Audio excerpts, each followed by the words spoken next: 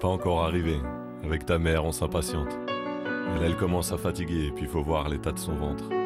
Pareil que tu te caches là-dessous, on communique à notre façon. Quand je te parle, tu donnes des coups, j'ai tes mouvements, tu as mes sons. Bah ouais, ça nous pendait au nez, faire un enfant, c'était de notre âge. Et puis à force de trop séduire... Bonjour Laurence, les sons- ce matin vous allez Laurent. nous intéresser à l'endométriose, c'est une maladie gynécologique qui touche 15% des femmes. C'est une grande marche nationale d'ailleurs qui est organisée à la fin du mois de mars, le 30, c'est l'endomarche.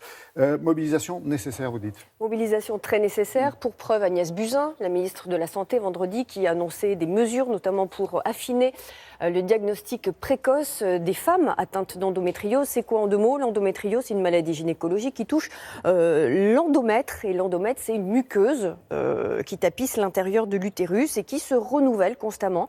Et notamment au moment des règles, à la fin du cycle menstruel, eh bien, il y a des cellules du tissu qui vont coloniser d'autres organes du ventre, donc de la femme, de l'abdomen. Alors, ça occasionne des crampes utérines monstrueuses, des douleurs incroyables, des règles hémorragiques, un mal au dos, parfois même une infertilité. Et il y a une errance de diagnostic, puisque la femme, on a l'habitude qu'elle souffre, quand elle accouche, quand elle a ses règles, etc. Donc, la douleur de règles, si vous voulez, ça peut parfois paraître... Vous voulez dire que le bon diagnostic peut attendre très longtemps, quoi. Très longtemps, parfois même 6 ans, pour poser le bon diagnostic.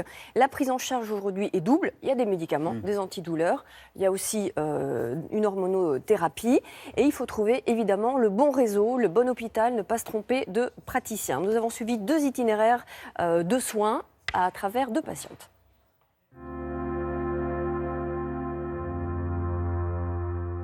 Que se passe-t-il dans l'endométriose? Donc, quand l'utérus est trop fortement contractile, il expulse les cellules de la muqueuse utérine ailleurs. Donc, elles ne sont plus à leur place. Et notamment, les cellules commencent à se déplacer dans le muscle lui-même. Donc ça témoigne de l'endométriose. L'origine de la maladie, elle est multifactorielle. Il faut tenir compte de composantes génétiques, immunologiques, et puis il y a évidemment la composante environnementale. C'est-à-dire les fameux perturbateurs endocriniens qui sont très fortement suspectés de plus en plus, étant l'un des éléments qui explique en plus l'augmentation réelle de la prévalence de la maladie. J'ai été amenée à consulter parce que j'avais toujours eu des douleurs quand j'avais mes règles. J'ai fait 3 fausses couches et ça a été mon petit déclic. Je voulais quand même savoir pourquoi est-ce que j'avais autant mal, même si j'étais sûre à 80-90% que j'avais l'endométriose. Comment vous saviez? Parce que je suis infirmière. Donc il y a un peu d'endométriose. La bonne nouvelle, c'est qu'elle n'est pas importante. Ce qui ne veut pas dire que ça ne fait pas très mal, parce qu'il n'y a pas de corrélation du tout entre les symptômes et les lésions. On peut avoir une endométriose très légère, modérée, et avoir très mal. Les traitements, c'est simple. La base de la base, c'est quand même le traitement hormonal qui stoppe les règles. Quand on met au repos l'utérus qui ne se contracte plus, qu'on ne déclenche plus les règles, donc la pilule au sens large en continu, ça permet de stopper la maladie. Et ça marche très bien. Et puis de l'autre côté, il y a des tas de techniques qui permettent d'assouplir le ventre, comme l'ostéopathie, la sophrologie, l'acupuncture, l'éventail des médecines parallèles est bienvenu. Et évidemment, il y a des techniques qui marchent chez telle patiente et pas chez l'autre. Ce qui m'a poussée à écrire ce livre, c'est qu'en fait l'endométriose se manifeste par de fortes douleurs qui nécessitent de prendre des médicaments antalgiques, anti-inflammatoires, souvent sur le long cours, et qu'en fait au bout d'un certain temps, les femmes en subissent les effets secondaires et qu'elles cherchent des alternatives.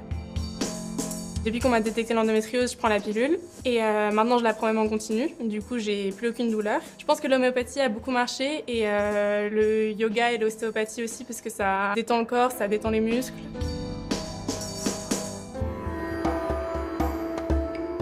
Moi, j'ai principalement travaillé sur tout ce qui est petit bassin et abdomen.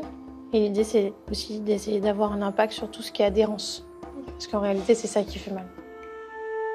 En fait, l'idée de l'ostéopathie, c'est que c'est une prise en charge globale. Ça va nous permettre de traiter vraiment les zones petit bassin, abdomen où la pathologie est présente et les douleurs projetées autour.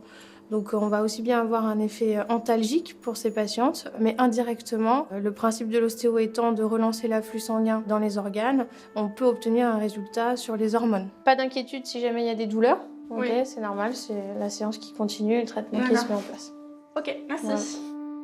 Si j'ai bien compris le propos, Laurence, il ne faut pas attendre pour le diagnostic. Il ne faut pas attendre, surtout quand on a une jeune adolescente à la maison qui commence à avoir ses règles. Alors elle a mal, c'est normal, mais à partir de quand le seuil de douleur n'est plus recevable, quand les médicaments, les antalgiques ne font plus effet?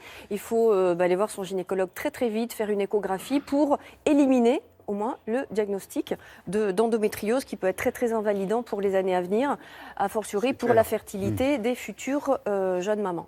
Merci beaucoup, Laurence. Vous restez avec nous. Et 2 livres, je peux montrer 2 livres? Oui, allez-y. Excusez-moi. Allez. Oui, Éric 5 Petit, secondes. voilà, et Sophie Pinsac qui ont publié 2 livres, 2 ouvrages. C'est important de le signaler. Merci, Laurence.